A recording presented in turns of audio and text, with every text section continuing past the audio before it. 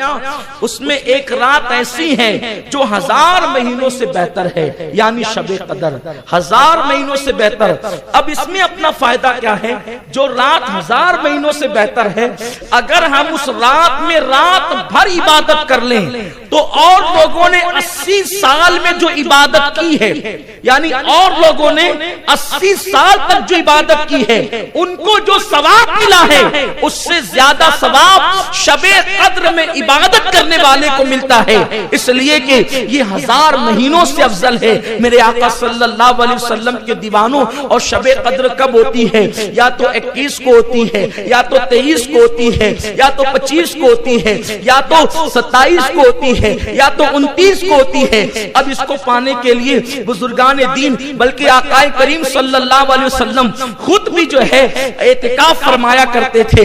آقا کریم 10 دن کا اعتکاف کرتے تھے، اور اخیر عمر میں جو ظاہری آخری سال تھا تو اس دن آقا علیہ السلام نے 20 روز کا اعتکاف فرمایا۔ اللہ اکبر! میرے آقا صلی اللہ علیہ وسلم نے اعتکاف صرف اس وقت تو چھوڑا جب فتح مکہ کے لیے جا رہے تھے، کیونکہ 20 رمضان المبارک کو مکہ فتح ہوا تو حضور علیہ السلام اعتکاف نہ کر سکے، تو اس کے دوسرے والے سال آقا کریم صلی اللہ علیہ وسلم نے 20 دن کا اعتکاف فرمایا۔ یعنی اگر آپ اعتکاف کر لیتے ہیں اور ان تاک راتوں میں رات بھر عبادت کر لیتے ہیں تو آپ کے نامہ اعمال میں 80 سال سے زیادہ کی عبادت لکھ دی جائے گی۔ اس کی بڑی برکتیں کبھی وقت ہوگا انشاءاللہ تو ہم شب قدر میں اس کا تذکرہ کریں گے۔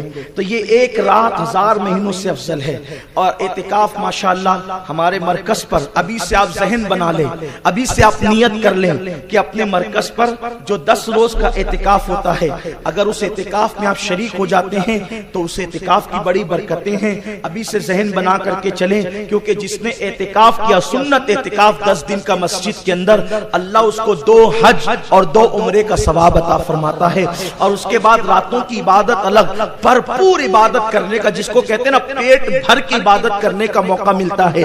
تو ہاں آپ اس کے لیے اپنے آپ کو ابھی سے ذہنی طور پہ تیار کر لیں۔ اور یہاں کے اعتکاف کا حال یہ ہے کہ بندہ یہاں پر تاک راتوں میں رات بھر عبادت بھی کر لیتا ہے، اور اس کے بعد دن میں علم دین بھی سیکھ لیتا ہے۔ تو یہاں کے اعتکاف کی برکتیں الگ ہیں۔ اگر اللہ موقع دے تو کم سے کم زندگی میں ایک مرتبہ اعتکاف کرنے کا ذہن ضرور بنانا چاہیے۔ میرے آقا صلی اللہ علیہ وسلم کے دیوانوں، ابھی سے آپ اپنا ذہن بنا کر کے چلیں۔ میں نوجوانوں سے خاص طور پہ کہتا ہوں کہ دنیا کے لیے تو ہم نے بہت ٹائم نکالا ہے، ہم نے کاروبار کے لیے تو بہت وقت نکالا ہے، ہم نے ہر چیز کے لیے ٹائم نکالا۔ اللہ کے لیے 10 دن نکالیے، اللہ کے لیے 10 دن دیجئے، اور اللہ کے گھر میں آ کر کے بیٹھ جائیے۔ خدا کی عزت کی قسم، آؤ گے تو قسمت ٹوٹی ہوگی، اور جاؤ گے انشاءاللہ تو تقدیریں بدل کر کے جاؤ گے، زندگی میں انقلاب لے کر کے جاؤ گے۔ میرے آقا علیہ السلام کے پیارے دیوانوں، ماشاءاللہ اتنے سارے نوجوان ہیں،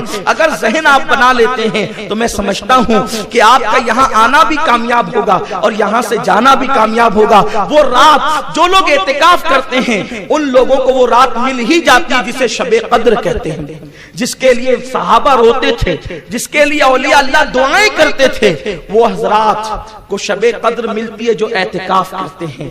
اور اگر آپ اعتکاف کسی وجہ سے نہ کر سکیں تو ہر تاک رات میں اسی مسجد کے اندر قیام اللیل ہوتا ہے، پوری رات عبادت ہوتی ہے، تو آپ اس کے اندر تشریف لے آئیں تاکہ پوری رات عبادت کا شرف حاصل کر لیں۔ تو آقا فرماتے ہیں یہ ایک رات، رمضان شریف کی ایک رات 1000 مہینوں سے افضل ہے۔ میں آپ سے گزارش کروں گا آپ اس کو سن کر ضائع مت کیجیے، آپ ذہن بنائیے کہ اس مرتبہ میں وہ رات پانا ہے۔